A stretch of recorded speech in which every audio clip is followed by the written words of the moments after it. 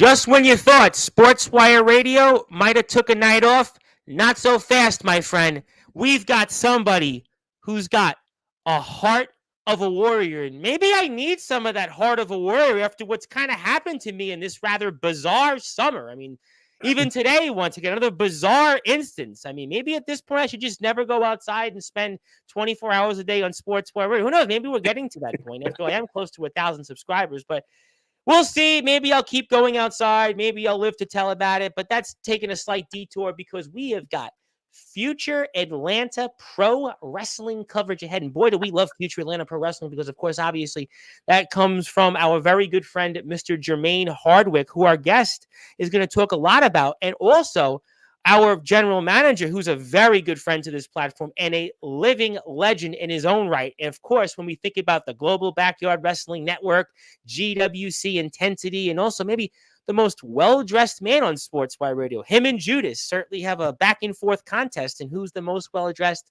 But our guest, arguably tonight, is the man that has the most heart. He never gives up. He's now the ultimate storm. And is he in the eye of the storm or what, ladies and gentlemen? Coming up here 2 weeks from tomorrow, because he is in action for not one, but two matches. And they're involving two championships, and it could really change his destiny and maybe his fate or maybe some of his heartbeats here coming up here real soon. We're going to talk about that. Plus, who knows, whatever else. We'll also put the poster up, and maybe I'll even talk about something that'll give him some real raw energy here and some. Ladies and gentlemen, it wasn't planned to have our guest tonight, but Sportswire Radio, we never sleep, we never stop, even though they might want to hurl things randomly in the street at me, and they might want to try to give me fist bumps and, might want to try to mess with my minds.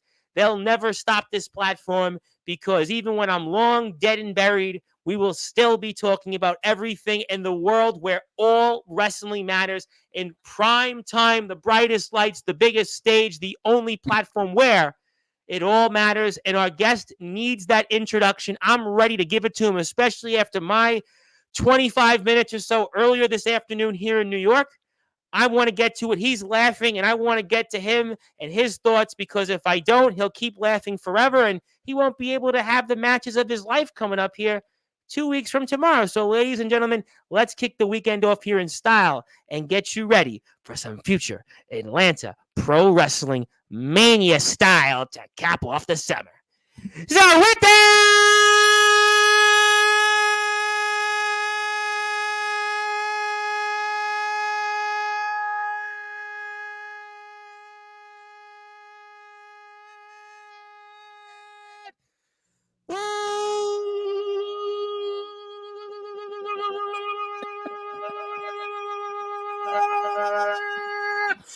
without further ado, here on the Sports Wire.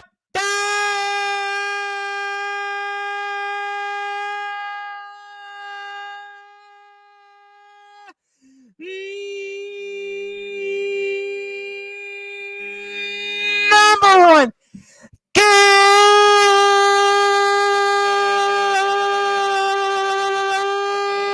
Cable Sports Show. A man that was born in the longest episodic show in backyard in underground wrestling history. A man that is, simply put, a heart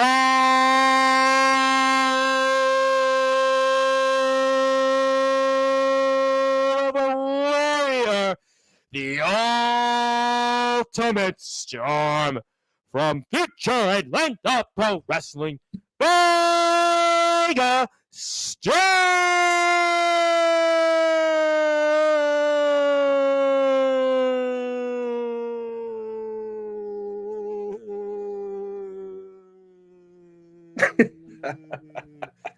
My friend, how are you? I'm great, Tom. How are you? I'm great now that I'm live on Sportswire Radio. I mean, earlier today, who knows? But people can read about that on Facebook. You can check it out. Obviously, I've mentioned it a couple times on these streams. Hopefully, it's over with. The summer will end, but the summer isn't going to end, Vega Storm, until we have Summer Mania, because originally we had a declaration of war, but declaration of war was so big, it was so strong, we had to look in that eye of the storm and then prepare for a Summer Mania, because everybody wants to see the return of future Atlanta Pro Wrestling and Vega Storm. For those that are listening and watching here in prime time, the brightest lights, the biggest stage, the only platform where all wrestling matters. Vega Storm, tell us how you're feeling now going into the road to SummerMania 2 weeks from tomorrow. Well, now you say it like that. 2 weeks from tomorrow. I know there was a lot that we were talking about to where it goes. And, you were in an interesting spot because you're in 2 matches. So you kind of have maybe an impact. I mean, Andre spoke about it. I'm sure Andre's impacted in some of the other participants, but you got a 2-week almost layoff now into what was supposed to be. So, I mean, it is an interesting question. How are you feeling going into this? More motivated than I was the first time. Why? This is not my first time working multiple matches. I've worked multiple matches before.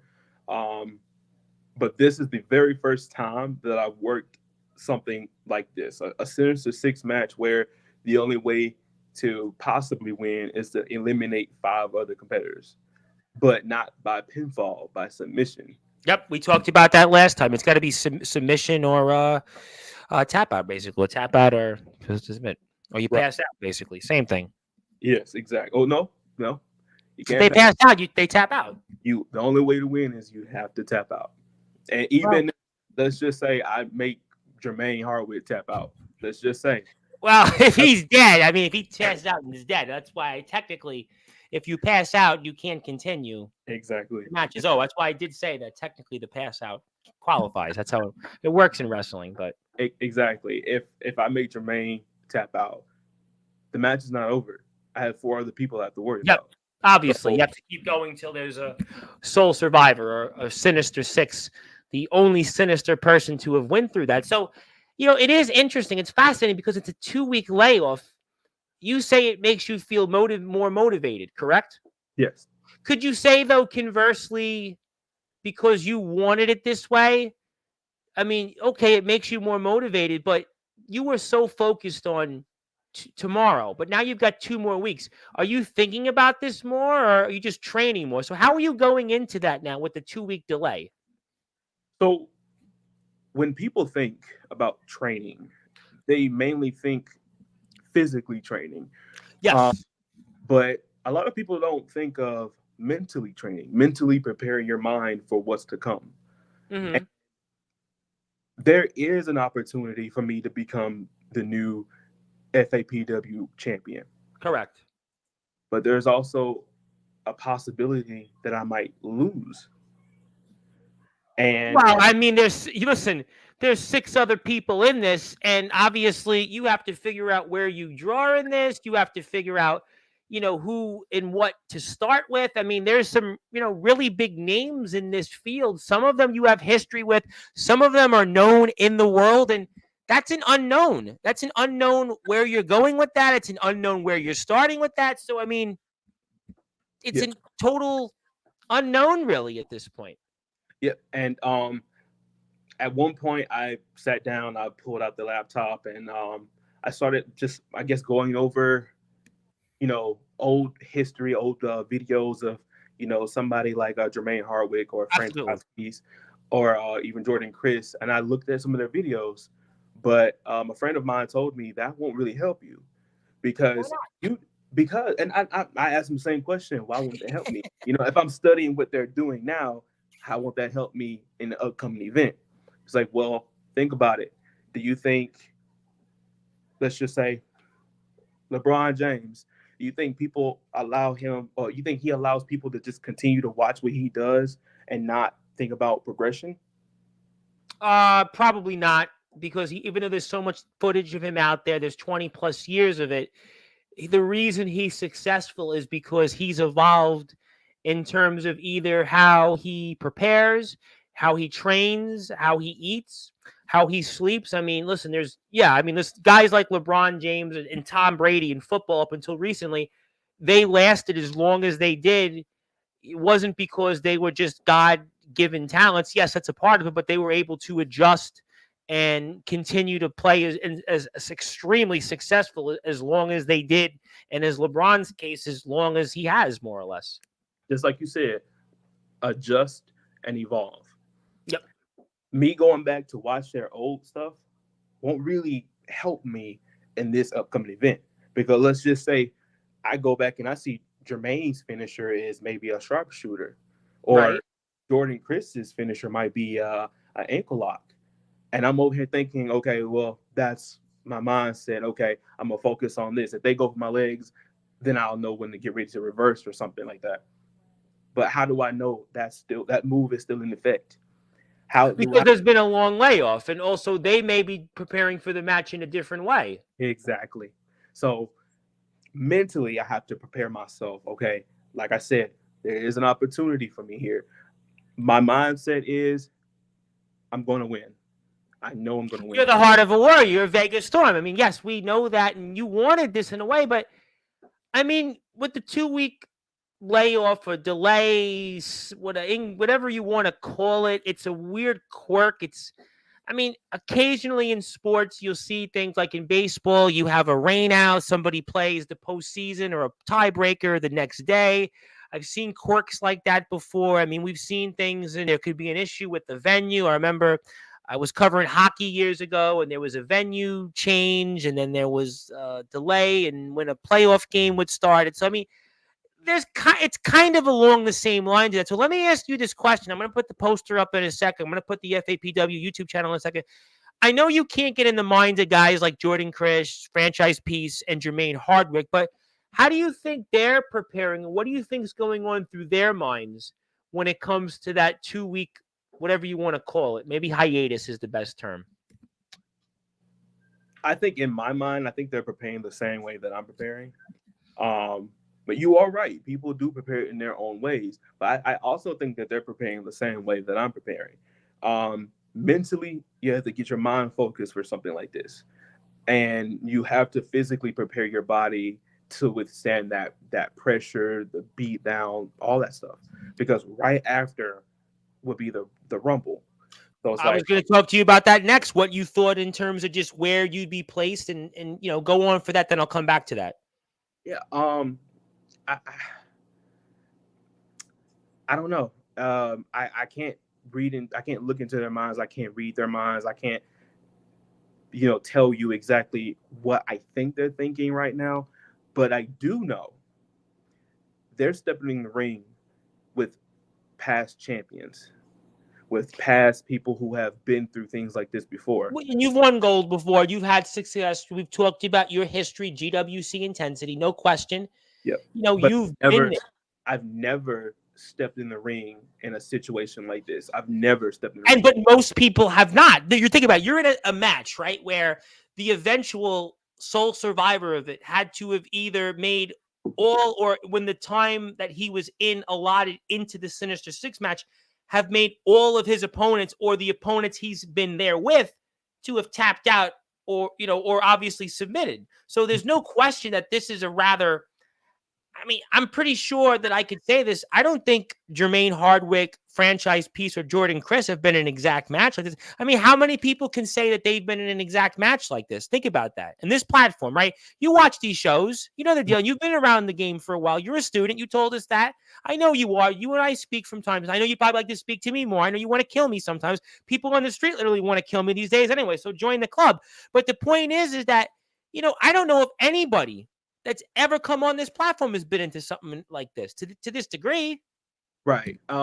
Including Brandon. I don't even, I know I know all of us have probably been like in an I Quit match. I know for sure I've been in one. Yeah, but not with 6 participants in it No. where they have to submit or tap out in order to win. How Exactly. many people in this platform? I see D'Angelo the Flames here. I see Ace Reeds here. I know people will watch this in the replay. You always draw a big crowd. But I don't think it's fair for me to say that I don't think anybody has been in a match like this with a tap out. That's the mind of hardcore. That's the Yes. mind of hardcore. For you to sit back and have this idea come in your head and throw it out there and be confident with it, that man has confidence to a certain degree where he's been doing this for years. Oh, we know the history with him. Yes, there's no question that history is there. Mm-hmm. But you're the one that's competing. He's not. You have Right. 5 other people that are in a Sinister Six match where the winner of it, basically, the sole survivor is the one that didn't submit or tap out, or if they died, basically be passing out, which technically would sort of count as well, as I said, either way. But no, who's been in this before? I don't know. I couldn't think of anybody here. I'm talking to wrestlers every single day. I don't. I mean, I just had on Levi McDaniel yesterday, who wrestled Cowboy James Storm. He lived in Japan for 2 years. I don't know if he's been in that. I mean, maybe. I'm sure he'd correct me. But Right. I don't think he's been in something like this. I don't know who in my platform has been in something like this. This is the most like interesting match I've ever covered, really. That's saying a lot, because I've covered stuff for 5 years almost. That goes back in the UK, goes back here, goes back in the underground scene. And I mean, I've done a lot, I think. And I don't know if I've seen something like this before, objectively speaking. Exactly. And you add on to the suspense of taking away the option to crawl to the bottom rope to break the submission. That, I mean, That's you another. think it to yourself now, like, oh man, I'm in a sharpshooter. How am I going to break free? I can't crawl to the rope now because that won't matter. So it's like, how am I going to break out of this move? And you are used to, as a competitor, knowing you've got the bottom rope, but now you don't have it. So what do you do then? How do you prepare for that? At this point, the referee's job is to only ask, do you give up? Do you submit? That's the only job the ref has. That's the only job. So at this point, the way you mentally prepare for this is, I would say some people go to the gym to mentally prepare themselves and all that stuff. I have to mentally prepare myself, as in, I've been through tougher challenges before. I remember I've been in a gauntlet style match before with a messed up arm, and I still came out on top because I had to mentally prepare myself before I stepped in that ring. And yeah, I was in a lot of pain, but through and through, I still stuck up to it, and I kept going. Well, how are you now? Well, okay, let's go with that. How are you percent-wise? How is your body? I know you haven't been out there in a few months. How is your body right now? How do you feel physically? Well, I'm not gonna lie to you, I'm drained, but that's how I feel today. That's how I feel for other reasons. I can compare Vega Storm to my reality self, because Vega Storm is just a character, of course, but I can compare Vega Storm to my long life reality. I've been down, I've been out, I have bled. I'm going through a lot of stuff right now that, of course, it takes my mind off of wrestling, because, you getting back to reality, then it's like you come back to wrestling and it's like, I have to prepare.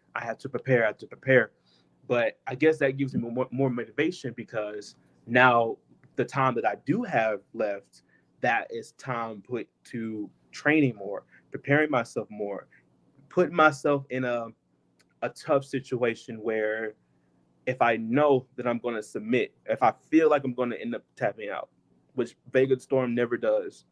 Vega Storm never taps out. Vega Storm never quits. So if I'm put in that situation where I'm put in a submission move by somebody, knowing that I can't reach out and grab the rope, how will I break out of that submission move and keep fighting?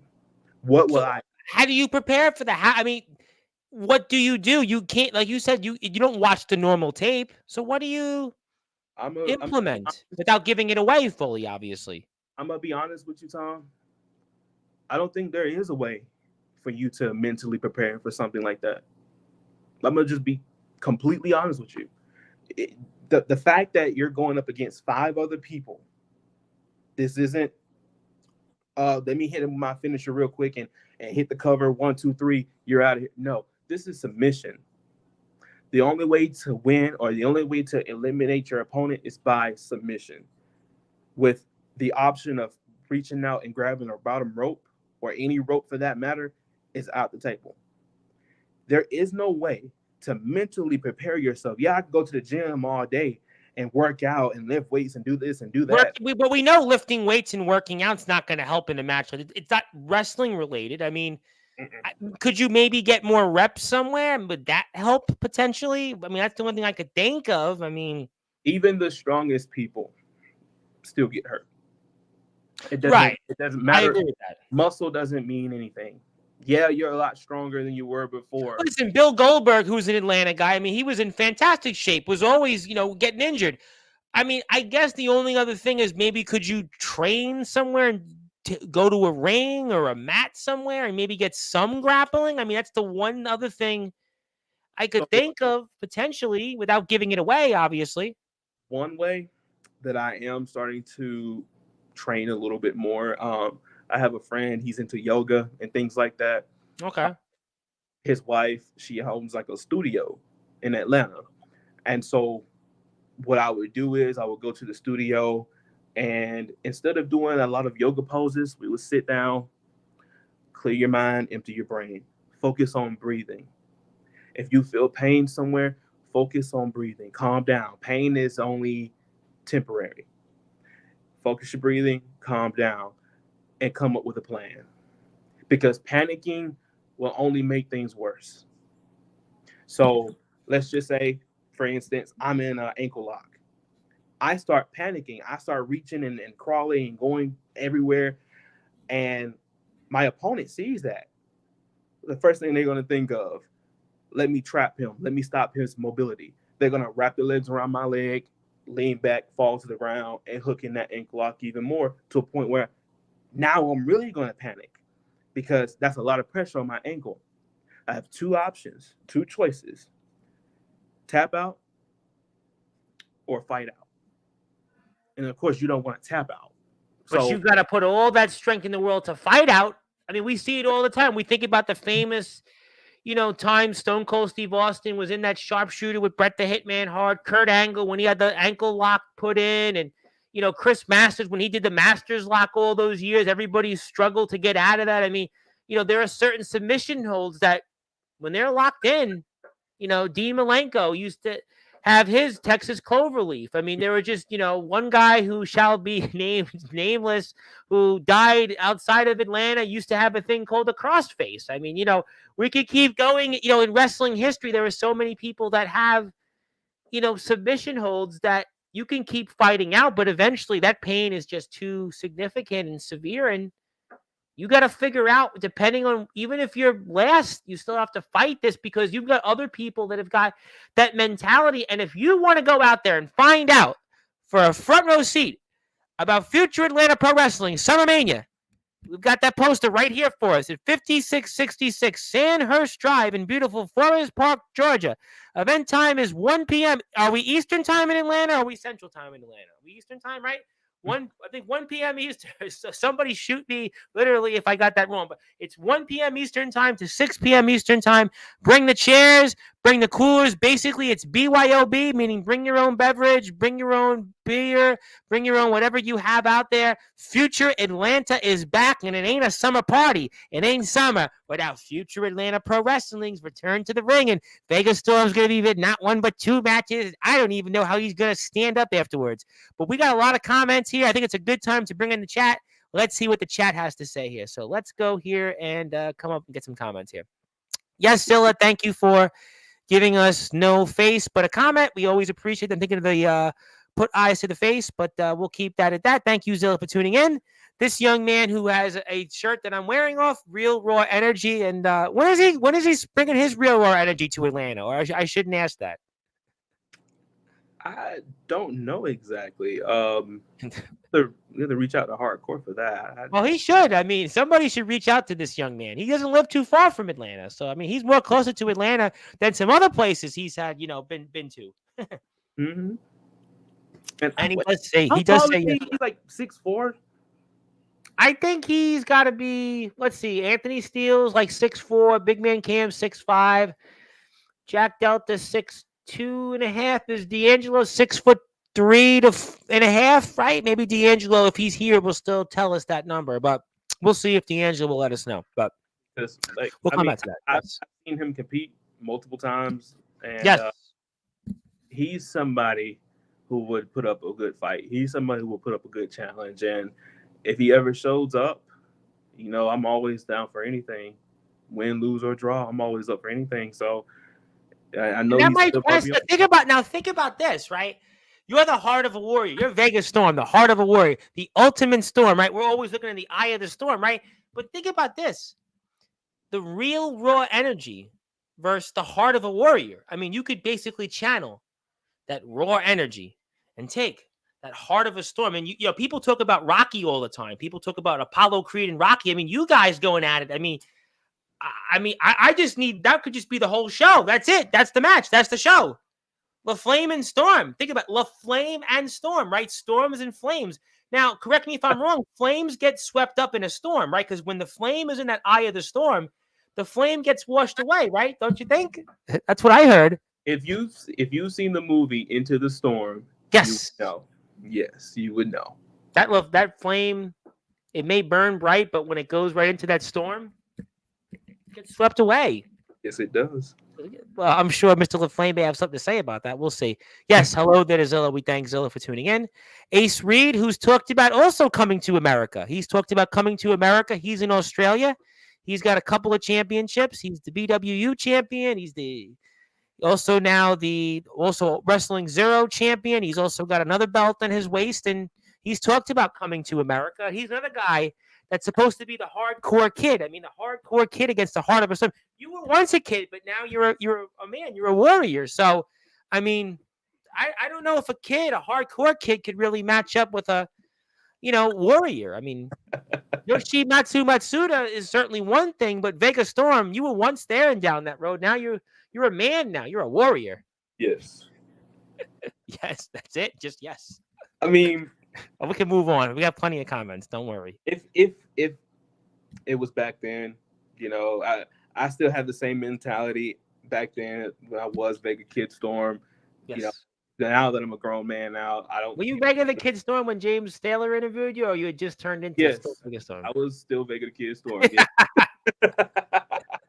So James Taylor is going to say that he took credit for you becoming Vega Storm rather than Vega the Kid Storm. No. I know, it's a joke. It's a joke, actually. It's a joke. Let me get to some more comments here, but I hope Ace is here, and I know Ace will certainly be back on Sportswire when he wants to. Yes, hello there. My buddy, Mr. Darkron. Thank you, Mr. Darkron, for the nice words. Yes, I know people on Facebook are telling me to stay safe. I am trying to stay safe. Unfortunately, you walk outside, and that's the way it goes. I mean, I've changed my route time I'm walking. I've changed the directions I'm going. It's just, Listen, if you need some training, if you need some training, I'm in New York. Though. You guys are in Georgia. I mean, if I moved to Georgia, I wouldn't be dealing with this, but I'm in New York right now. I don't think most of our chats really doesn't live near me. So really, I mean, Big Man Camp said I should be packing, basically carrying like a firearm, and like that really wouldn't work in New York City. We really wouldn't be allowed. It was a kid, right? What's that? You said it was a kid that came up to you. No, they're like college. They're like in college. Yeah, it's not like they're driving in a car. They're like 19, 20. They're not like 10. They're like kids. They're like, I mean, they're kids relatively speaking, but they're in like college. They're between, like 18 and 21. They're like, they're driving around. It's just, they should know. They live in a neighborhood. It's just one of those things. It's just a random fluky occurrences. Look, it's what it is. It's not as bad as last year. I was in a regular bar that I go to and eat, and a guy basically wanted to fight me randomly. He was drunk out of his mind. I went to get a seat. I didn't shake his hand, and long story. That's just the luck, but we'll be here with you. Yes, hello there. And the good guy, CJ Black, a man Mr. Copper Dragon thinks extremely highly of. He is a 2-time 7-star superstar, and he was a part of things today in ROBW's Friday Night Face-Off, and congratulations to the guys. They're getting one step closer to 1,000 subs. A real man knows at least 3 counters to every hold. Yeah, he's not lying. And would you know 3 counters to every hold? A little bit more than that, actually. Oh, wow. That's very good. Wow, that's very good. That's why you're in this match. Yes, hi to the good guy, CJ Black. Okay. I think he's talking to Zilla. Correct on. I wonder what the correct is on. Probably on his height. 6'4". Yeah, 6'4". I thought I said between 6'3.5" and 6'4". I remember from the one of the shows we did, and that came up. Well, thank you, D'Angelo. D'Angelo is very tall, but we have the poster here. That's where people can find out more information. Let's put this off the screen, and let's come back here to future Atlanta Pro Wrestlers. Okay, so you've got 2 matches now. We've talked about the Sinister Six for a little bit. Are you concerned? You got to go now in this battle royal. So let's say whether you win this or you lose it. I know we spoke to you before. I know I spoke to you a little bit when Hardcore came here, had that announcement, whatever it was, a month or so ago. But in terms of where this match is placed, you want it to go first? Do you want it to go right before the battle royal? How do you feel in terms of where do you want to go in terms of the placement of the match? Well, knowing it's a battle royal, you never know what your position would be. Right. But in the Sinister Six match, do you want that to be the first match of the show? Do you want that to be right before the battle royal? Like, where would you, if you had to pick? I would like for it to be somewhat near, like a match or 2 before the battle royal, but not knowing how Hardcore could be, he could have it right after. You never know. And not knowing what position you're going to come out in, I don't have much time to, stop and take a breather. So if you lose the Sinister Six for whatever reason, you're maybe even eliminated last, then all of a sudden that battle royal is like a few minutes after. I mean, mentally, how are you going about that? That's a really, important question. That's like in sports, right? You're a sports fan. I could tell, right? What if you were playing in the playoffs? You were in the NBA playoffs, right? And you had a game to clinch on your home court, right? And you lost that game, but then you don't even get the travel day. You got to go back the next day. There's no travel. At least you get the one travel day. You have to go that next day into the other team's building, and they get to clinch. It's kind of the same scenario. Yeah. It's more on the lines of, like I said before, I've heard people say, "Oh, you're dumb for taking this," or "You wasn't thinking for taking." I mentioned it on the show. Listen, I mentioned it when Hardcore was here, and we talked about you with Anomaly. I talked about it because I was like, blind and why? Right. Well, like I said, regardless, there is an opportunity. There is a chance that I can win, but there is also an opportunity, and there's a chance that I can lose. But regardless of if I win or lose, I'm still going into this Rumble with my head on my shoulders, motivated and ready to go. Yeah, now some people, they lose and it's like, they're down in the dumps, their heads all low and things like that. That can mess up your self-esteem. That can mess up your motivation. But with me being the heart of a warrior, I can't let something like that get in my way. But you do know that even the average person, that's the most resilient person, you could go into that Sinister Six if the match is before the battle royal, and you're that last person eliminated to lose that FAPW world title. That's a deflator. Yeah. You agree, right? Yeah, because regardless, and I had to think about this the other day, regardless, the Rumble is for a briefcase. I was going to get to that. I was actually going to be my next point, that's the briefcase. So if I do, even if I do win the championship and I go into the Rumble, let's just say I might be hurt. The winner, and somebody tries to cash in on you. That's where the mental game plays in. That's where you have to try to mentally prepare yourself. But how can you mentally prepare? I was going to say the same thing. People come on all the time on Sportswire. We talk about these matches, right? We talk about them. We go the tail of the tape. I've been doing this a long time in wrestling. I've done college basketball. So, it was always fun. I used to go and watch the college basketball. I would watch the players. I would get a chance to cover them. I went to a couple playoff games, and you kind of get into that sense of like, okay, well, there's a preparation for it. You kind of know cut and dry who your opponent is, where you're going from. We have college soccer coverage coming up here next month on the platform at some point. But like you said, you can't prepare for this. I don't even know what to tell you, what to say. I don't know. I've had a couple of people just say good luck, because that's all you can say. Mentally, it's like you're not winning. You can't win if you lose. You know what I'm saying? Like I said, if I win this belt, I still got to go into the battle royal. But if I go into this Rumble and I lose, and that person is right there with the briefcase, I could still be outside on the ground, or I can be hurt or something like that. I could be the last person. Does that worry you? Hypothetically, you win the Sinister Six, you win the future Atlanta Pro Wrestling World Championship, and somebody wins that battle royal, and you know you get Drew McIntyre. You worried about that?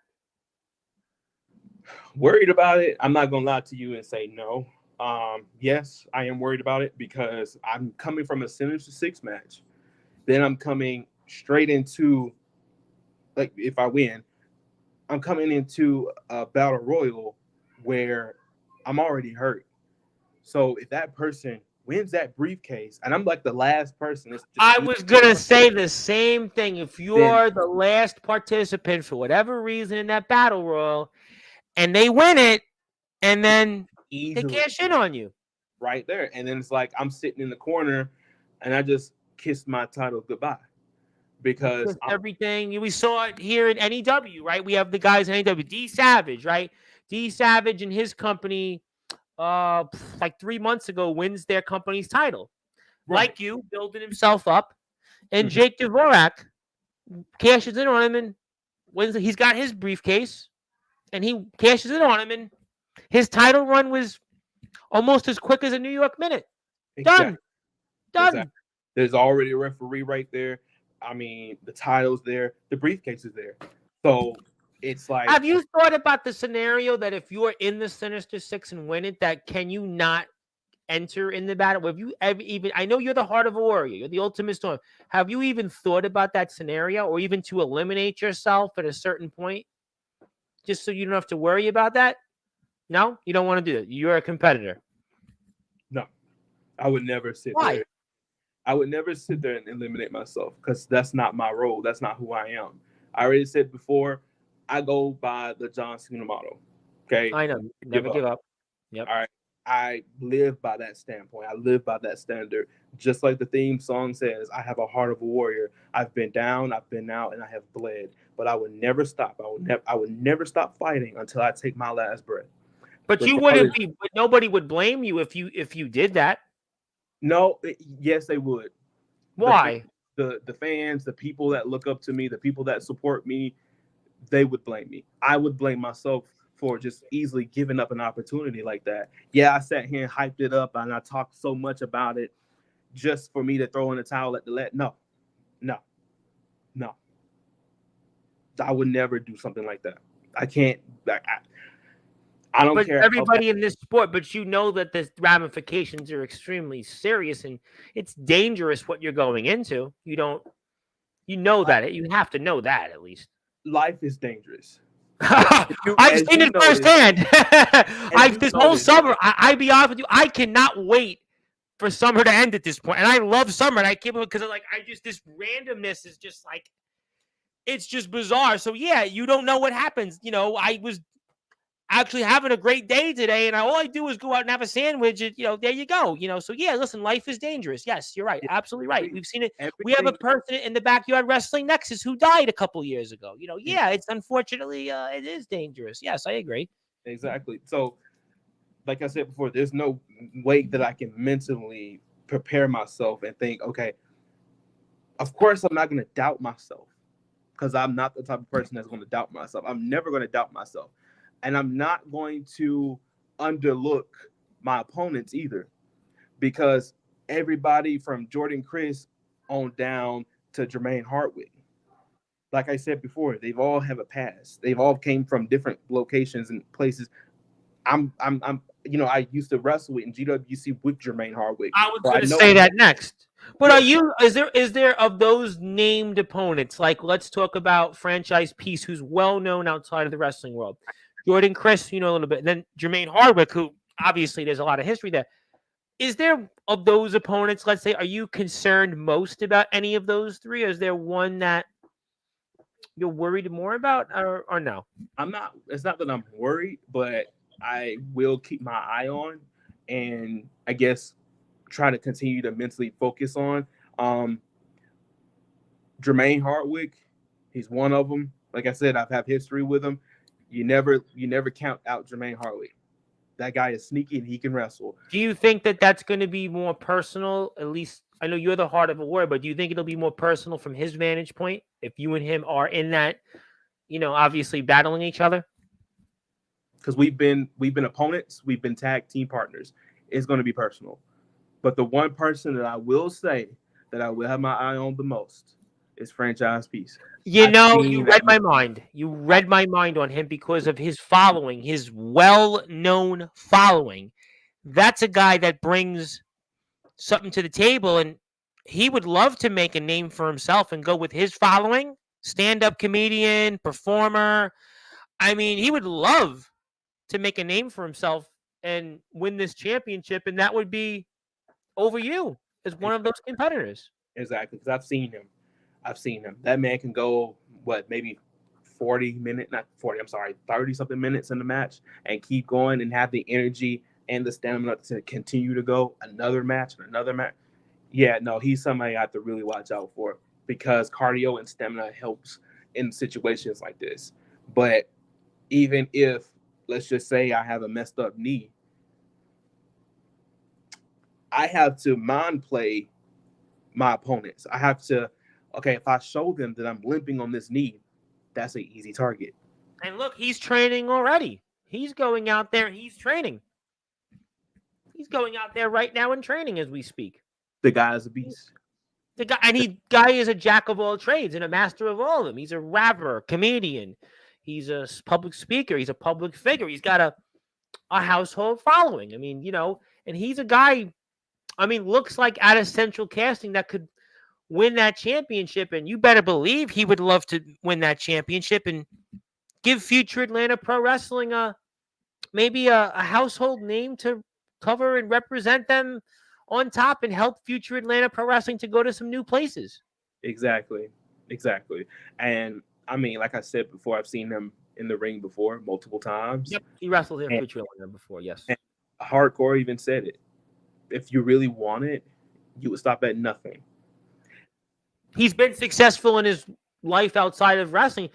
He's like a Yoshimatsu Matsuda who's been more successful outside of the wrestling world. James Taylor, a man who interviewed you, arguably is more successful by leaps and bounds outside of wrestling in the ring competing. And he's another one like this. So for him, he's used to having that drive to be successful. For him, this is second nature. Wrestling's a hobby, more or less.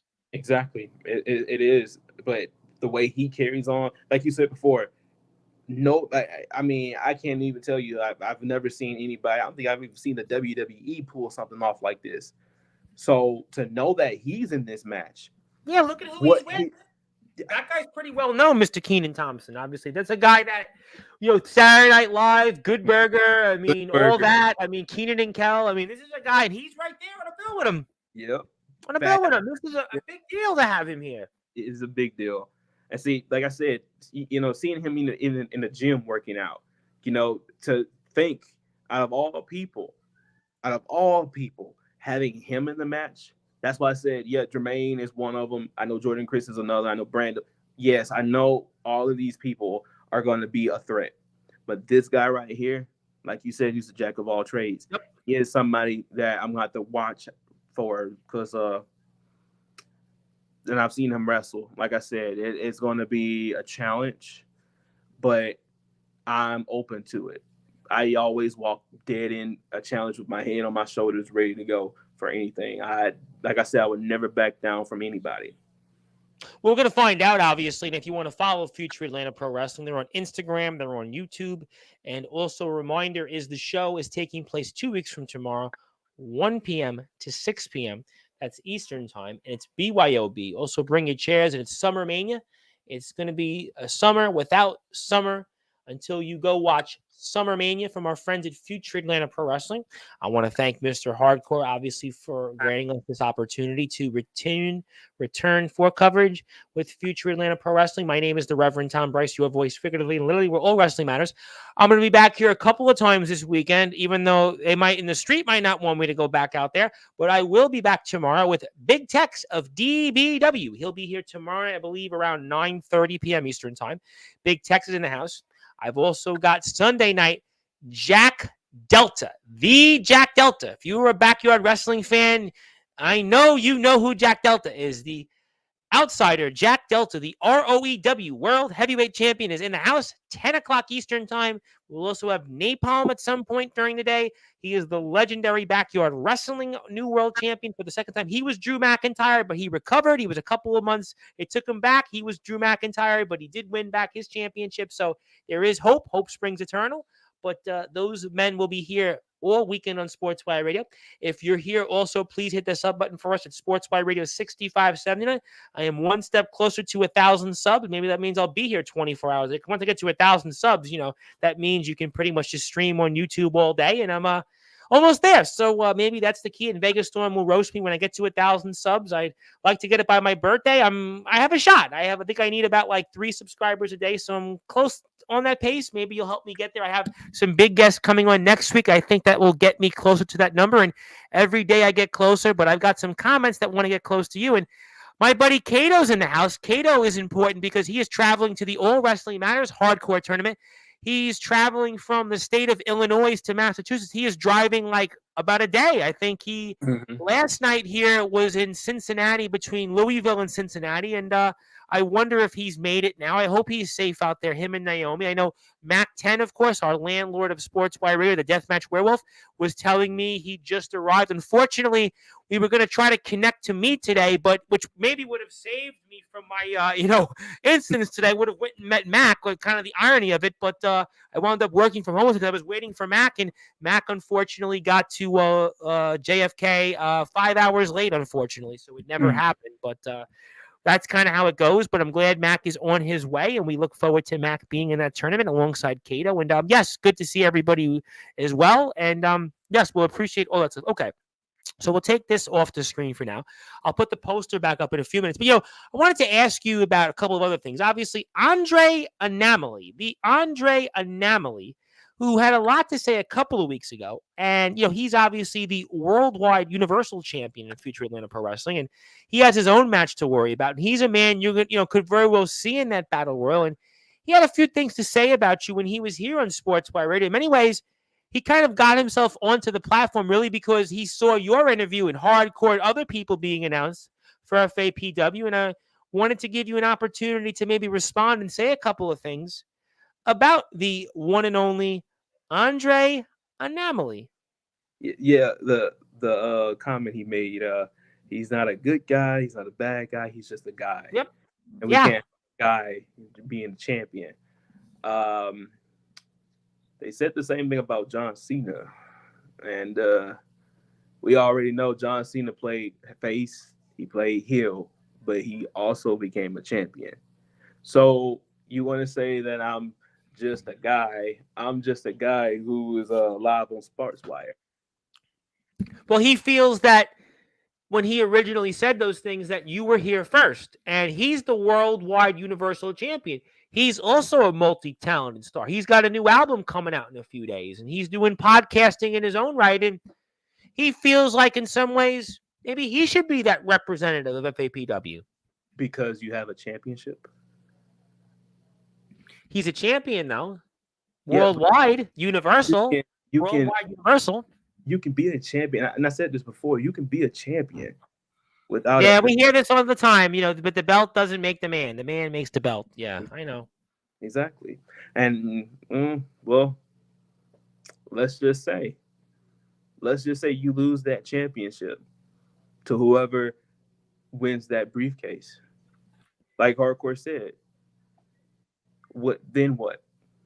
Are you still going to be Mr. Champion? Are you still going to try to call somebody out and something like that? Or are you going to try But he's confident it's not going to happen. He's confident about everything he's going through with Delborn and that he fought too hard. He talked about, if you recall a few weeks ago, he talked about his own family situation, what's happened with his daughter, what he's went through to be in this sport. He's determined. I mean, he is a determined man, and he'll walk through glass barefoot to keep that title on his shoulders and to stop guys like you from being the representative for future Atlanta Pro Wrestling. Which means I'm a threat to him.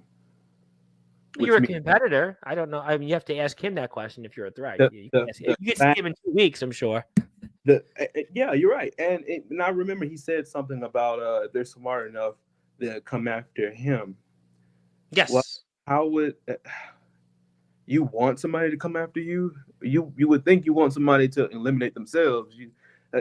I don't know. I'm not thinking with my brain today. Let's just say this: you step in the ring with me, I'm going to show you exactly what I've shown others. People like Jermaine Hartwig, people like Cliff Balcom. I was going to get to him. Yep. I'll even say it. People like Xavier Thorne. Why they call me the Ultimate Storm? Why they call me Mr. Honorable Warrior? Because I don't stop. I don't quit. And I damn sure don't give up to somebody who walks around with a belt, calling himself a champion, and don't put the work in for it.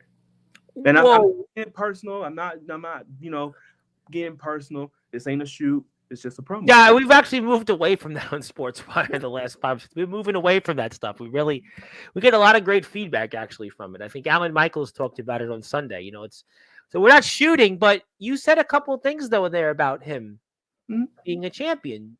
You want to elaborate or? Because I've seen quite a number of people, whether it's on a podcast or watching YouTube. Everybody's here every night. Listen, your peers every night in the backyard and underground circuit are here in this platform. More oftentimes than not, they're champions. They tout how many times they've been a champion or what they've done. So, your peers are here every night. You Right. tell me you watch. You know the deal. You're watching your peers, and a lot of them say those things. Part of the course. But still, you walk around with a belt on your shoulders, calling yourself a champion. But did you earn it? Did you really earn it? He Or beat Del Born. are you like just calling yourself a champion because you have the belt on your shoulder? Because I can win a championship, but without a belt, I'm still a champion. I've earned that title. I can gladly say I've earned that title. Somebody like the California Kid, the Copper Dragon, could say the same thing. I've earned that title as the champion. And I will gladly prove that to him. He's gonna If say though he's defeated Del Born. he's defeated Del Born, I've defeated Cliff Balcom. I've defeated Jermaine Hartwig. He's gonna say though he's got Del Born again, and it'll be 2 for 2. If it's 2 for 2, then But have you ever stepped in the ring one-on-one with the What do you Ultimate think Storm? it'll be like though? You and him cross paths in that battle royal. Hardcore said controlled chaos. Yes, he did. Correct. Controlled chaos. Yes, there was a big thing on last time's show with Mr. Exactly. Well, I'm saying I'm going to break down the chaos doors. I'm going to show him and every other person who steps in that ring, whether or not I win, whether if I lose, it doesn't matter. At the end of the day, I'm going to walk out with my head on my shoulders, and I'm going to show them why I am the heart of a warrior, why I don't stop, I don't quit, I don't give up. And I will continue to prove that. I don't care who my competitor is. And let's just say I do leave empty-handed, and he's still a champion. Well, since you're a champion and you've been through a lot, and I've been through a lot, and you have that belt on your shoulders, I'm not saying right away, of course, because I want to work my way up to being able to face you. But let me ask you something, though. You said something interesting, Vegas Storm.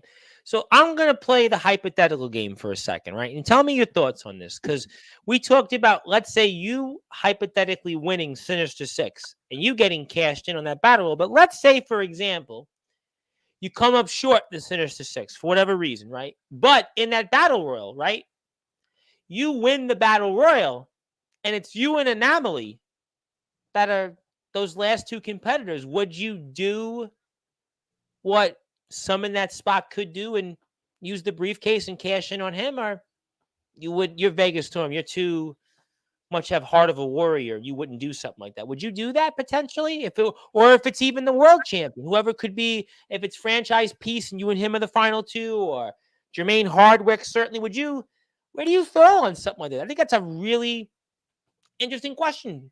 It is. Well, let's just say you pull a Drew McIntyre and they won the belt, and then 5 minutes later they lose. They're gonna blame you.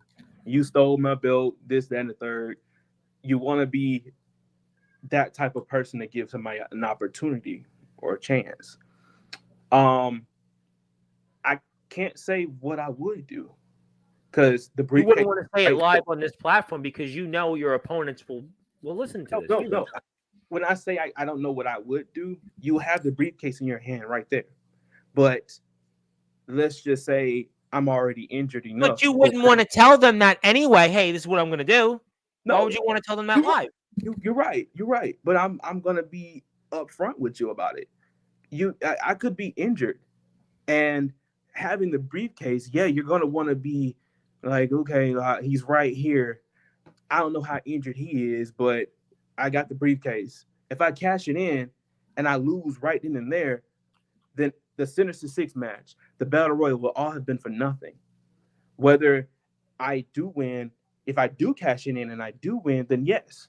But there's always a possibility, I want my rematch. I'm going to call you on the promo. I want my rematch. You get your rematch, of course. But I think realistically, there is an opportunity. If I do win, I take that briefcase and I get too greedy. Like, oh, you know what? I just won. I want to cash it in right now. And then I turn around and he hits me with his finisher. 1, 2, 3.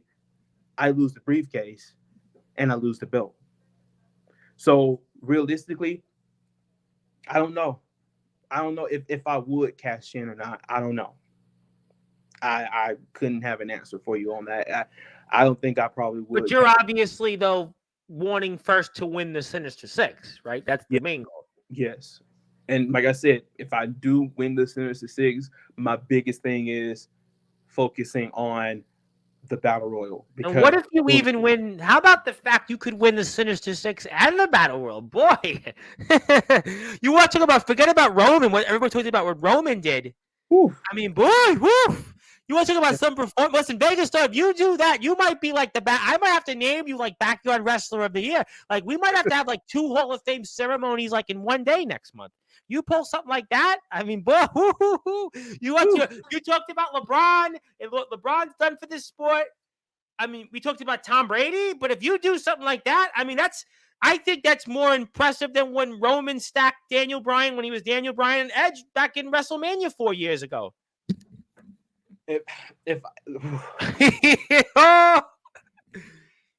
Now, see, there's the mental game right there. I wasn't even thinking that way.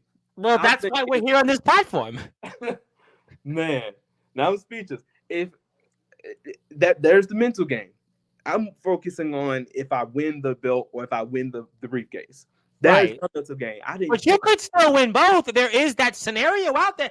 I mean, who's to say you're competing in both? Why can't that be a scenario that you could win both?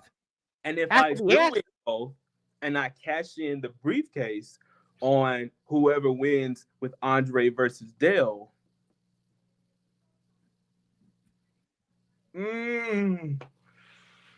oh, look! Don't get me all hyped. Don't That's the whole thing. Listen, I mean, you want to talk about your career flashing before your eyes? You know, everybody talks about LaFlame. Oh, LaFlame's done this. He was a double champion just before in Resurrection, and he had the All Wrestling Matters World Championship. You know, Justin Parsley is the PWF World Champion. He's now defending it in several different promotions. You know, people talk about, we have a guy Comatose here who just was in our Hall of Fame and holds 3 championships. And we had Ace Reed, who was here, had 3 championships. But to win 2 things in one night, I mean, Chris Jericho did that years ago and won the 2 world championships. I mean, there have been, but nobody, I think, has won a Battle Royal and a world championship in a single night. I don't know if that's, somebody may tell me differently in the chat, but I don't know if that's happened before. I don't know, at least. I don't know. I don't think so either. I to be the first person to. I mean, that's a whole. I have to probably put you in the Hall of Fame twice if you do that. Man.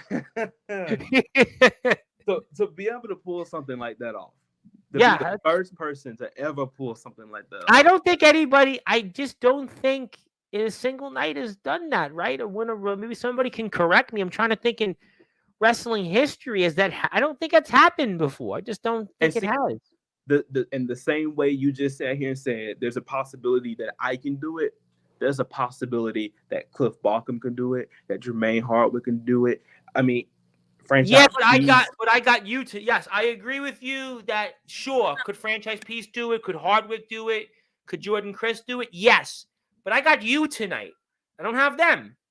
I'm with you. You could be the one that does that. I couldn't ask them that question and what they would think, but I can ask you that because you're here right now in prime time. Listen. Yeah. If I win the Sinister Six match, or if I win the briefcase, I'm gonna do one thing. Come back to Sportswire, obviously. Exactly. I'm gonna look directly at the camera and I'm gonna say, "Hey Tom, I'll be waiting for your call." Well, I got you. Listen, I was supposed to bring you here Tuesday, and I actually brought you here Friday instead. So I mean, listen, right. I think I made up for all the times you wanted to come on here and did, and I think that's fair. I'm sure management should be very happy tonight. Yes, really are. Good. I'm happy to have you. We needed this. It's been a good run of shows on Sportswire. But before I do something else, let me take this off the screen. Obviously, this is the show. First of all, 2 weeks from tomorrow, Summer Mania, Sandhurst Drive in Forest Park, Georgia. Beautiful Forest Park, Georgia. I said pork. It's park. I mean, I don't even eat pork, actually. I really don't. But its event time is 1 p.m. to 6 p.m. Eastern time. It's BYOB. Bring chairs, coolers. It's going to be a summer like no other. Please support our friends over at Future Atlanta Pro Wrestling. And I want to thank Mr. Hardcore. I want to thank everybody on staff and management for this, to be able to promote this. We have Vega Storm here. We're going to have post-show coverage as well. You can go to the Future Atlanta Pro Wrestling YouTube and Instagram pages for more information. And before I do anything else, I want to give a congratulations. Speaking of somebody that interviewed you once upon a time, Mr. Vega Storm, who was not me. I guess there was somebody else that actually interviewed you who was not on Sportswire Radio, but he's always here on Sportswire Radio. He's a major influence on this platform. I am talking about a man who just recently today, he reached 1,000 subscribers on his YouTube page. I wish it was me. I still need another 120 some odd to go. It's not me, but it's okay. It's a very good friend of the show who is obviously always here, a man who should probably take over this platform for me. We probably have the 1,000 subs already. That is the legendary James Taylor. And Taffy's Lounge, there it is, just surpassed 1,000 subscribers. He did this in 7 weeks. Was it, James? What are you doing? 7 weeks? Yes, I know I'm going to get to 1,000. James, I had a weird day today. I went outside and I thought I was going to get jumped or fought or whatever it was. Read my Facebook post. It was a bizarre incident thing, but it is what it is. People had fun with it on Facebook, I guess. But, you got to 1,000 subscribers. I want to say when James is back on Sportswire, I'm sure it'll be soon, I'm going to make sure he gets a certificate, but he reached 1,000 subscribers with his Taffy's Lounge. If you want to support Taffy's Lounge, I see we have about 15 or so people here. Hit the sub button for him. I want to see him get 1,001, 1,002, 1,003. Almost like 1 Mississippi, 2 Mississippi, 3 Mississippi, 4. 1 Mississippi. I was funny. I was in the city after I spoke to James, and I was like 1 Mississippi, 2 Mississippi, 3 Mississippi, 4. But yes, he did it in about 3 months. So it was close than that. Yeah, through about 3 months or so. And if you like lounge music, hi-fi, lo-fi beats, if you like relaxing, chill music that's heartfelt, you can drift away, not like the Uncle Cracker song, but just get relaxing music with certainly a taste of James Taylor and those anime-like photos. That's his page. Please support him. He is also the owner of ROEW. So thank you, James, for your support. And I will give you a certificate soon. And I still have a little bit more to go. I'll get to 1,000, but James got there first. Congratulations to James. And James will now go back to doing some more TikToks because he's doing more cat ones. Check his Instagram out, by the way. He posted this one where a guy saved a cat. It was a really good post. Check it out. But let me get to some more comments. Yeah, that's doable. I'm going to get to 1,000. You already know that. You're going to roast me, you and Vega together. He's back, though. Good evening, gentlemen. Been enjoying this conversation. I love hearing my talent speculate how things will go. You want to say anything about that to Mr. Controlled Chaos himself, Mr. Hardcore? Listen, Hardcore. You've put me through the ringer before. Yes, he has. but you've also opened doors for me. If it wasn't for you, like I said before, there wouldn't be a Vega Storm. And I want to thank you. I But really do isn't want it to. thank you after putting you through this? Yes, because again, this is a challenge, and he's put me through multiple challenges before. This is like walking though with barefoot through glass. Yes, glass, a pit full of snakes, a pit full of spiders, a fire pit, all of it. I like that Snakes on a Plane movie. You ever watch Woo! the Snakes on a Plane? That was Oh a good movie. man, I hate that movie. I hate that movie. That was good point. But yeah. I mean, I'm looking forward to the 7th. I have more time to again try to get my mind right and focus on what I want and my goal, and I'm not gonna let my fans down. I think that's, you know what, and we're here with Vegas Storm. Of course, he is a part of Future Atlanta Pro Wrestling. Please support them on YouTube, Instagram. My name is the Reverend Tom Bryce, your voice figuratively and literally where all wrestling matters. And if you are here, yes, you can hit the sub button for me. I am still trying to get to 1,000 subs.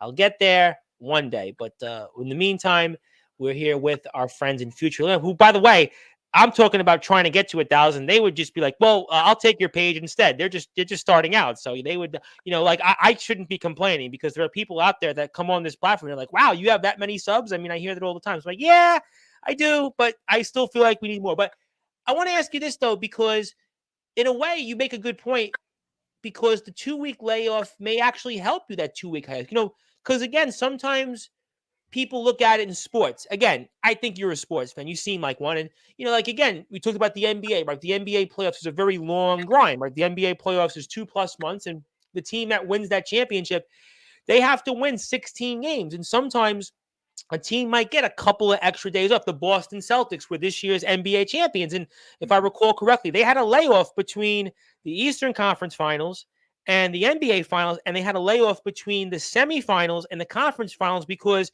the team that they faced in the Eastern Conference Finals was the Indiana Pacers, who went through a grueling 7-game series with the New York Knicks. So you can look at it and say, conversely, hey, you know what? I'm getting 2 more weeks. 2 more weeks to get my body, to get my mental state in that frame of mind, to get me to focus a little more, maybe have a few extra thoughts. Sometimes people looked at it like another example was taking the SATs. I took law in college, and I remember sometimes getting the extra couple of days. I remember even taking the SATs. I took the SATs the 3rd time I took the SATs. I did the best because I had now got the extra time because the first time I took it, it was my first time. The second time I took it, it was like very close in between the first and the second.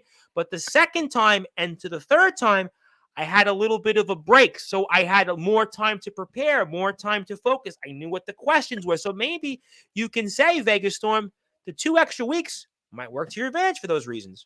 Right. And again, some people are kind of bummed out about it. It's like, oh man, tomorrow's the 24th. And, this is a good thing for everybody. This gives you a little bit more time to prepare. Like, okay, because, the day before the show or even 2 days before the show, you're starting to get bubble guts. You're starting to get Got the nervous stomach knots. Yeah, I know. Like okay. first day of school jitters. Yep.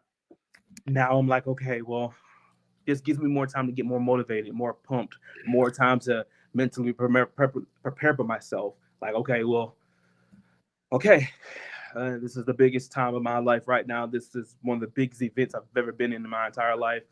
And it's 2 of them. And yeah, like I said, there's a chance that I could walk out of FAPW champion. But there's also an opportunity for me to walk into the Sinister Six match, win the championship, walk into the Rumble, possibly lose the Rumble, possibly lose the belt in the same day, or possibly win the briefcase all in the same day. It's just so many scenarios that so many scenarios. It's all complicated. It's, but that's why you have to go out there. Let me ask you, I know there's a couple of comments. I'll get to them in a second, but this is the biggest night of your career? Yes. Does this make or break your career?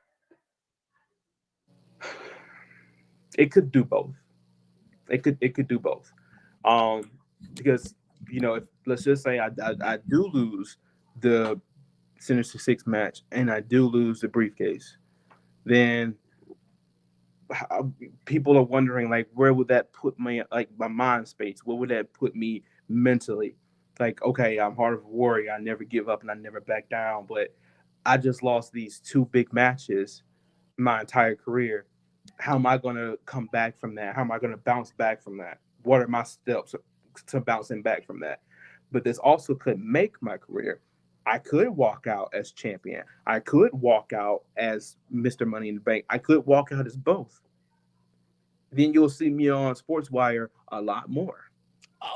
Yes, I think to win both. Listen, I already said what I would say, but I think, yeah, I think. Listen, you win something. Yeah, I mean, I think you become somebody that would have a story, somebody that would be here more. And why wouldn't you be? I mean, D'Angelo. Let's go with D'Angelo. He was here earlier in the show, right? D'Angelo.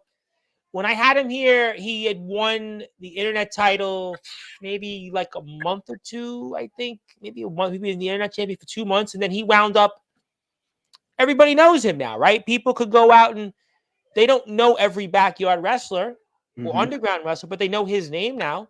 I Right. don't think it's because he came on Sportswire. Some people would say yes, but I think he had success. He was the real raw energy. Right. But Right. let me get to a couple of comments here, especially one in particular. His name is Andre Anamali, and he would like to say, before I actually promote something of his, you will get carted out on a stretcher. Mm. You'll get carted out on a stretcher. Mm-hmm. I've been hurt. I've been injured. I've had bruised ribs. I've had mild concussions. I mean, God knows I put myself through basic training in the United States Army. Um, and all those times I've been hurt, have I ever had to go to the hospital. Never have I ever had the ambulance called for me. So that's the first time I've ever had that comment been said to me. Um, Mr. Anomaly, you're gonna have to literally kill me before that ever happens. Because let everybody else tell you, I'm Vega Storm. I don't go down without a fight. So you might want to choose your words carefully. Because you step in the ring with me, whether if it's one on one, fatal four, triple threat, doesn't matter. I'm not going down without a fight. Mm. Interesting. But I did want to give Andre a nice little plug because he's got some new music that's coming out here. And if you'd like to check it out, it'll be released on August the 27th, which is going to be this coming Tuesday. And it's going to be here some music. You got a chance to look at some of the track selection here. Very excited about it. It's got a whole list of them here. You'll definitely want to check it out. Andre is obviously an outstanding performer. We'll see if he's a better performer than wrestler. Something tells me he'll be able to do a great job in both. And he's got some music there, some really good tracks. Obviously, if you want to go support Andre, you can also check it out here on BandLab. I'm going to make sure we put that plug up here very shortly for the audience so Andre can get a couple of little mentions here. But obviously, here is some stuff you want to check out his BandLab page. You're welcome to do that. And obviously, here on Sports by Radio, Andre is going to be back here next month. We'll definitely talk about the album. We'll talk about some of the different stuff. So if you want to hear some music, you can still like Vega Storm and listen to his music from Andre and Amelie. But there's the music. There's the album. That's his Bandland page. Please check it out. Please go out and support those that support us. Andre has obviously been working very hard in the lab, more or less like Man Lab. We'll see if he's worked harder than Del Bourne. Something tells me here Del Bourne may have nothing on Andre and Amelie, but we're excited about the music. I can't wait for it. August 27th, this Tuesday. And I can't wait also for future Atlanta Pro Wrestling's upcoming show, their triumphant return here. I'm going to put that poster up here one more time before we get to some other thoughts here. It's going to take place 2 weeks from tomorrow. And there you have it here. Look at all this stuff. Look at the logo here. Look at the nice little skylight there. Love Atlanta. Love Forest Park. Every time you say 2 weeks. Yes, I do. I do like the 2 weeks.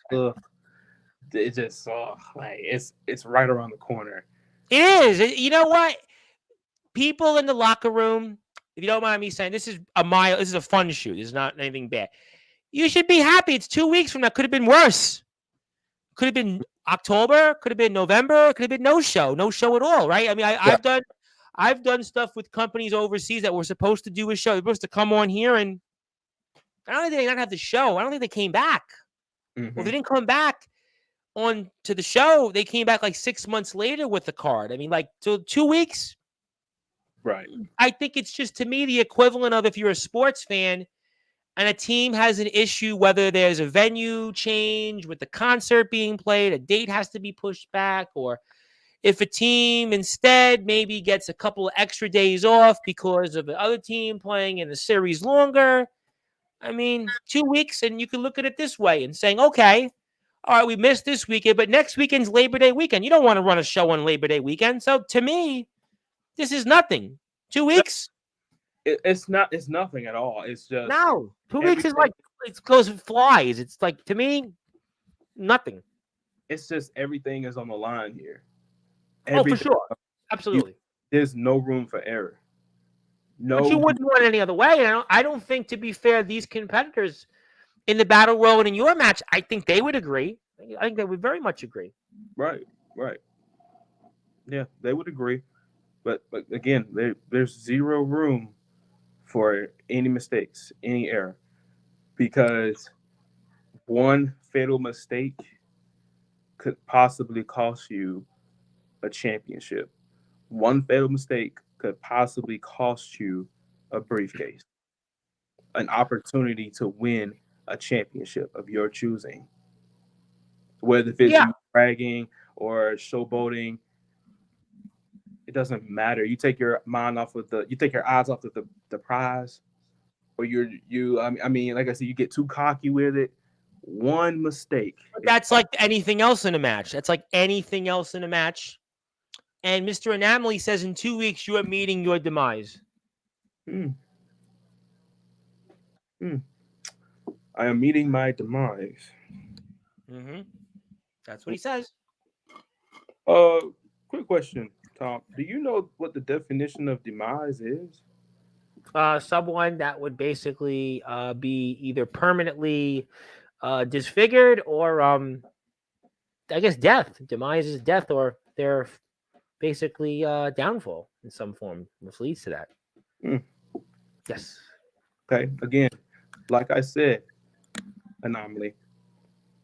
The only way that would happen is if you literally kill me in that ring. The only way I would ever meet my demise is if you kill me in that ring. You've never faced me one-on-one. I've never faced you one-on-one. There really won't be an opportunity for us to face each other one-on-one. That's on me. I'll take that off the screen. But yeah, go ahead. But in 2 weeks, let's just say, win, lose, or draw, I can't wait to step in the ring with you, because this will be my first time stepping in the ring with you. And this will be the first time you get to feel what an ultimate storm feels like. And I have nothing but the utmost respect for you, bro. But it's going to take more than just words to tell you or to show you what I can do. So, with that being said, I will see you in 2 weeks. I think a lot of people might be interested in seeing you and him cross paths. It'd be very fascinating. Yeah, very fascinating.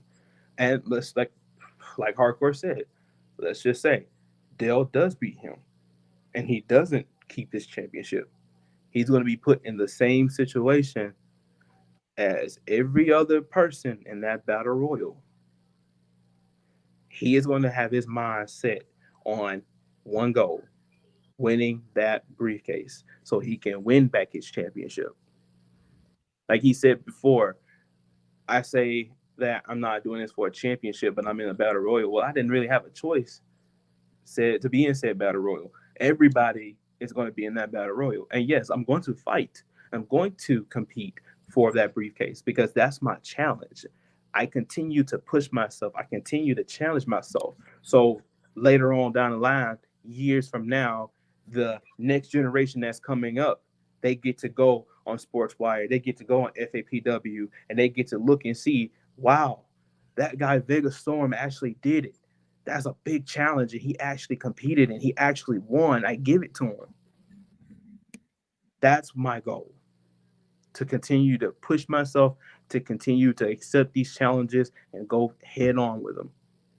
Regardless if I win, lose, or draw at the end of the day, people will always remember me as the ultimate Storm, Mr. Heart of a Warrior himself. That's my goal. Well, let me get to a few more comments before I ask you a few other things. You're welcome, Mr. Vega. It's an honor to put challenges in front of you. It's entertaining to watch you figure out the challenge.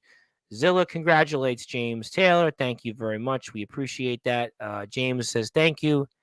But I want to ask you then, what would it mean to you to win the future Atlanta Pro Wrestling World Heavyweight Championship as the sole survivor in the Sinister Six 2 weeks from now today?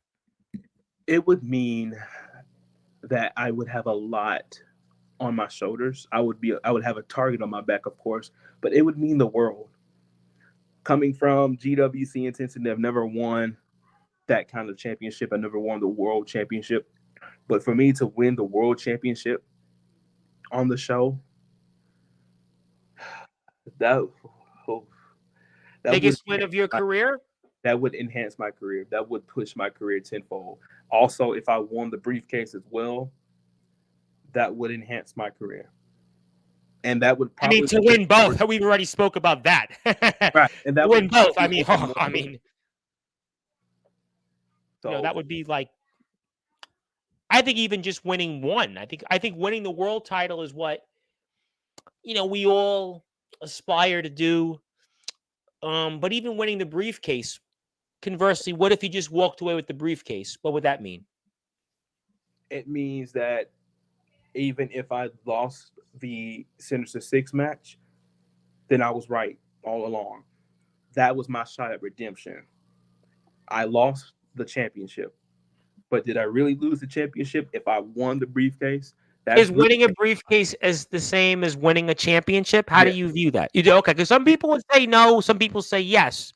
yeah. Tell me why. A lot of people have their views and opinions on Yeah, it. it's really a mix. It's very mixed on that. That's a very mixed situation, sure.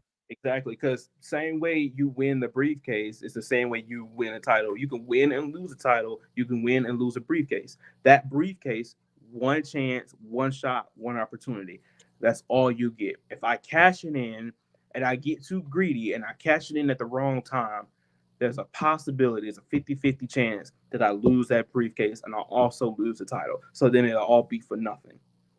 But if I play my cards right and I wait to that right moment, regardless, I'm not going to pull a John Cena. I know a lot of people were asking me, "Are you going to pull a John Cena and wait for whoever the champion is to be 100% health and face them again at the next?" No, I'm not going to pull a John Cena. I'm not going to do that. No, I'm going to play my cards right. I'm not going to attack you from behind though, because that's not who I am. I want you to see me coming head on. I want you to see me coming. I want you to see the ambition. I want you to see the power, the hungriness. I want you to see it. Once I come at you head on, I want you to feel scared. I want you to feel like, oh, what am I gonna do? He's got the briefcase in his hand and I'm hurting, or I'm in this situation. What am I gonna do? I want you to see it. Because from the Sinister Six match all the way down to the briefcase match, that was me working all the way up to that one point in time. I want you to see the pain, the suffering, all of that stuff that I had to go through to get that briefcase or to get that championship. I want you to see it. I want you to feel it. If I pin you and I beat you for that championship, then you will feel all the emotions coming out, of course, because you just lost the belt, of course. And that can go for anybody. That can go for anybody, especially the guys in the Sinister Six match. That can go for anybody. That can go to Dale. That can go to Andre. That can go to the United States champion. It can Well, go remember, Andre is the cheap. See, Andre at least has got the belt. See, in his case, I mean, I had his story. He's got gold at least. So it's different, I think, in his position, unlike the other people, he's got the belt.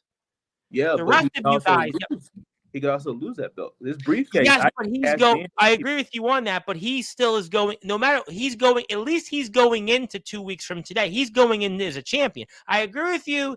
He has obviously a lot to lose, but in his vantage point, he's still feeling that he's the champion still. He's got that still to say, hey, I've got the belt. It's almost like, in sports, again, if a team's going into it, they're the defending champions going into the playoffs. The Kansas City Chiefs won the Super Bowl this year, right? They were the defending champions, right?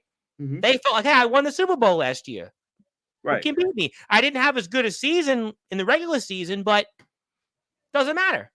I made the play. I make the playoffs. I'm in there. You talked about LeBron, right? The Heat won 2 championships. We talked about the Warriors, right? The Warriors, if you're a basketball fan. How about the Warriors? Tom Brady, right?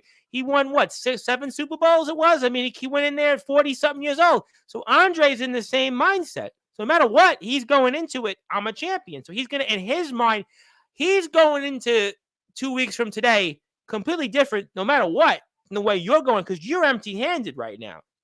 Yeah. He's got a belt. Yeah. But again, this is the backyard. Yeah. Backyard, anything and everything can happen. Oh, the backyard. Everything in the backyard. It definitely happened. Could happen. He could go into the backyard as champion. He could leave the backyard without the championship. So true. He has his own mentality right now. He has his own mental game to play. Right now, his thing is, I'm going up against Dale for the championship. And they have history already. They have history. They have history. But what if Dale got better? What if Dale has been prepared? Well, Dale told me that he felt that, he wants to tell his side of the story after this all unfolded. He was going to obviously do it. We're going to do a couple of things, but obviously we've seen the new change, which I think is obviously benefiting everybody for sure. So I think guys like Cliff Balcom, guys like Anomaly, guys like yourself and Mr. Bourne, they'll be back here on this platform after the show, and we're very excited about that. Let me get to a few more comments before we move on here. We want to thank our friend at FAPW. Please go hit that sub button for them. Hit that sub button. And I know the show is going to be on social media that day, so stay tuned for FAPW for more details. Andre Anomaly from his twin brother said will have the heart of a warrior in his hand at SummerMania. Ooh, it's getting interesting. It's getting dicey here. As well as the Break the Bank briefcase. Trying to get under your skin like me today, this afternoon. What happened to me in the streets? Hee ha ha. Just remember, Vega, beware of blind ambition. We talked about this when you were here. You mentioned me in your promo. Obviously, it feels like a lifetime ago because of the change, but it still stands, and it can be a downfall. And, that's just kind of where we are at this point. It's all going to go tenfold 2 weeks from today now, officially. Today, Atlanta and New York time, and I want to put that poster up here one more time to please support our friends at FAPW. And you can do that. Yes. About blind ambition, it has. I want to hear you about that. Yeah. My downfall before, and this was back in GWC Intensity, multiple times actually. So as soon as he said blind ambition, I'm like, yeah, I know exactly what he's talking about.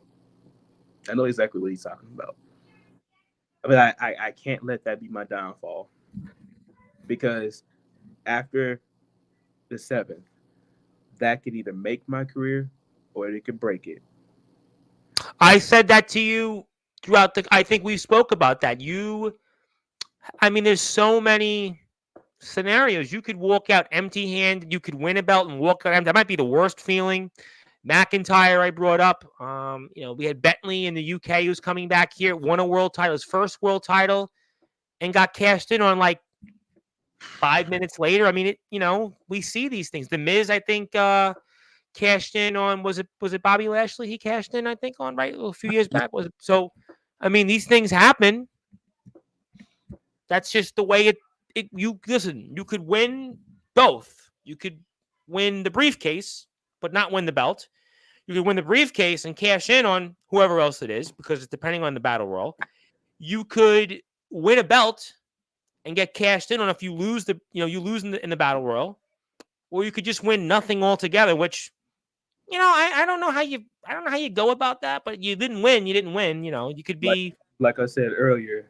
There's no proper way to mentally prepare yourself. No, it's controlled chaos, and that's really, you have to figure that all out. And again, we want people to please support future Atlanta Pro Wrestling. We are so grateful to be working with them. We love all of our companies, and I want to say this before we get to final thoughts. What a great last few days on Sportzwire. Leave aside some of the things I've said today about what's going on in the real world that I've talked about. But what a great week. We had Eddie Exile, who talked about his match coming up in the Underground Wrestling Federation, talked about unity, talked about peace in the wrestling world. Alan Michaels from TBW, and he talked about some of the things here about bringing people together and things like this. And we had the legendary James Taylor join us, and Shane Davidson, and we had Judas, who came from a near-death-like experience to call out the legendary Dark Crown. What a story that was. Tuesday on the show, we had Jacob Frost now, a legendary backyarder who goes back to the GBYW and who made a triumphant return to the yard as a part of BTW, Backyard Trampoline Wrestling. What a great group of guys back in the great state of Oregon. We had on Jake Dvorak, our buddy Jake Dvorak, in the Facebook group chat, with the All Wrestling Matters Hardcore Tournament kicking off today. What a great show, Jake. I'm so happy Jake got the response that he had. So great to see the community. We had a great interview, talked about a lot of things like this. So heartened and humbled by the support for that. Levi McDaniel yesterday, and what a great interview. What a great story he was. The same injury Paul Orndorff has had in his journeys. And you coming on here basically 45 minutes announced and having a great conversation. Just a really great group of shows on Sportzwire Radio. I'm so excited that you're going to join me to continue that. We have Jack Delta coming on here Sunday night, 10 o'clock, a legend in the backyard circuit. A man, Copper Dragon, has rated 7 stars before. We have Big Tex from WZW. I want to wish a very happy birthday to Mr. Eddie Exile himself. Eddie is in the ring tomorrow in Philadelphia for the Underground Wrestling Federation, a fellow New Yorker like me. I can't thank Eddie enough for his support of Sportswire. I can't thank Eddie enough for everything he's done for us in our community. Eddie is just a man wise behind his ears, one of the just nicest people in our circuit. He's going up against Rizzy. I know it's going to be a banger of a match. Eddie's going to be back on here to talk about those things.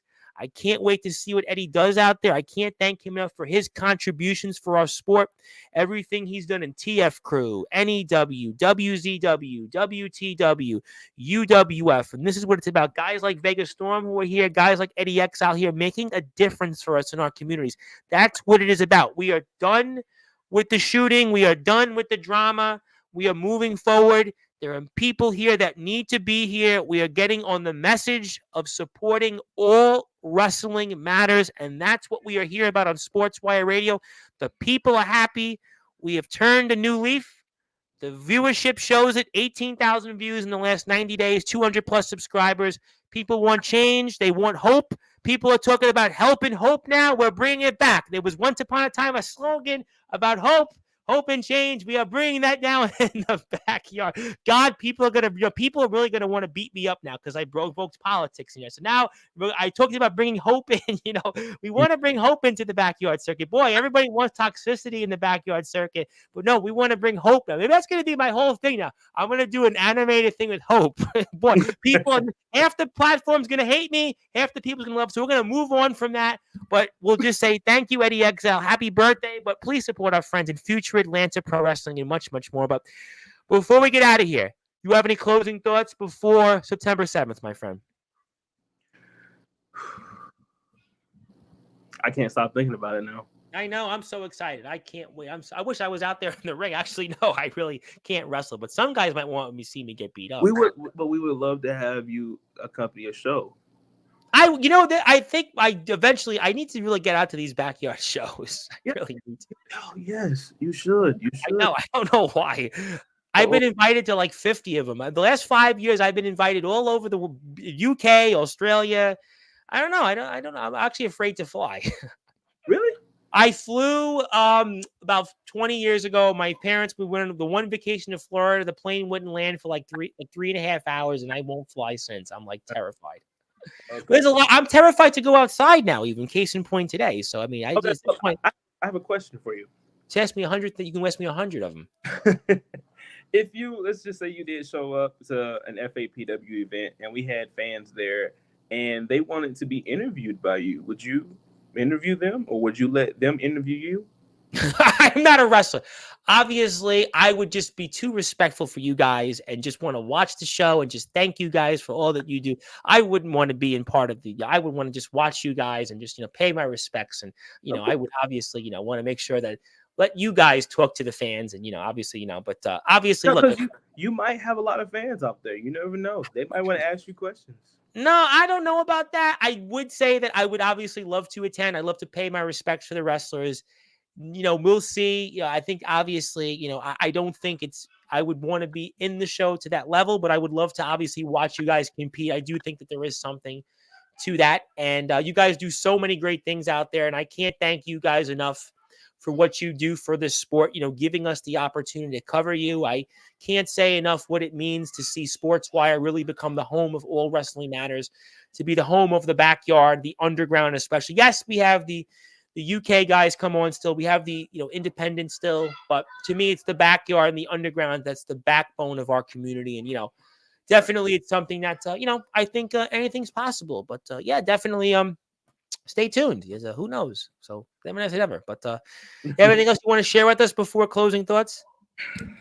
Subscribe, guys. Subscribe to Sportswire, and it's all. They got me. It's about FAPW. You need FAPW. I got enough people sharing my Facebook stories, my Instagram, I'm gonna get to my support. It's really what I'm gonna take care of that for you guys right now because I do have a bunch of people still tuned in. So that's Instagram. Right.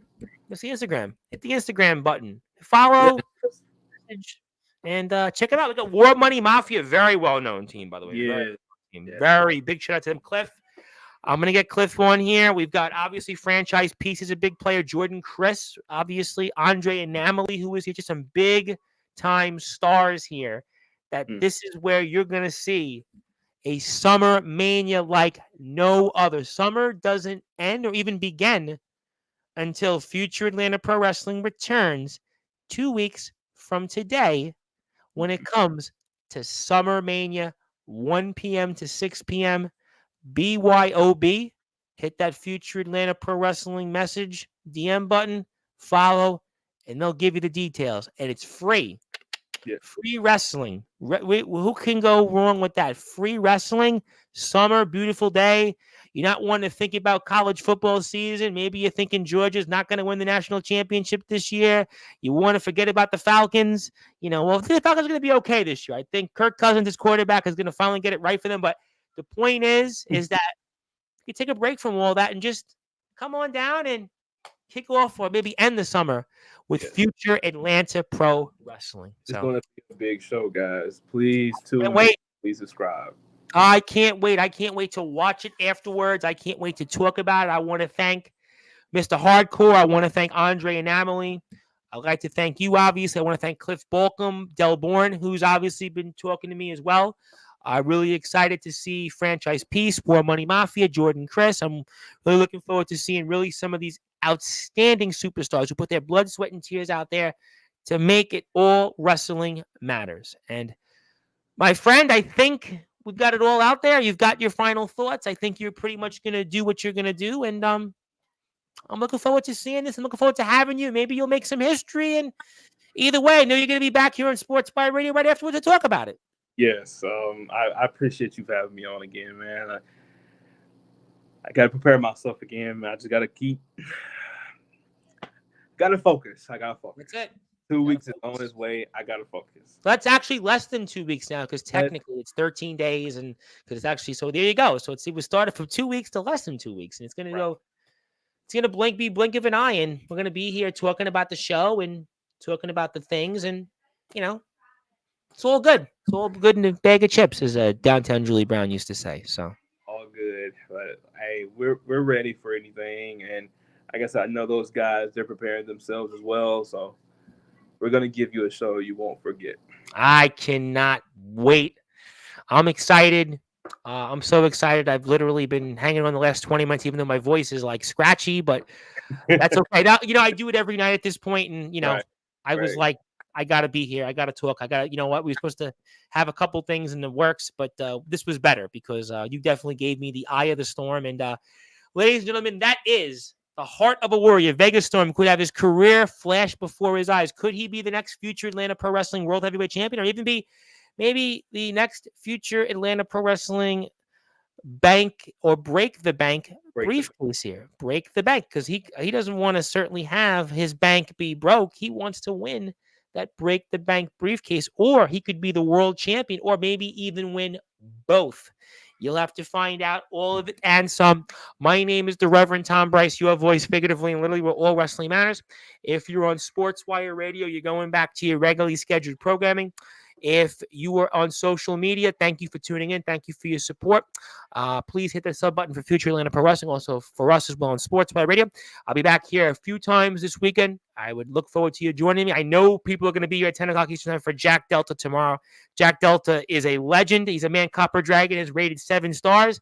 I know that's going to be big, but I also know I'm counting on you to say hello to us with Big Tex of DBW and also Napalm of Legendary Backyard Wrestling. But until then, my name is the Reverend Tom Bryce, your voice, figuratively, literally, where all wrestling matters.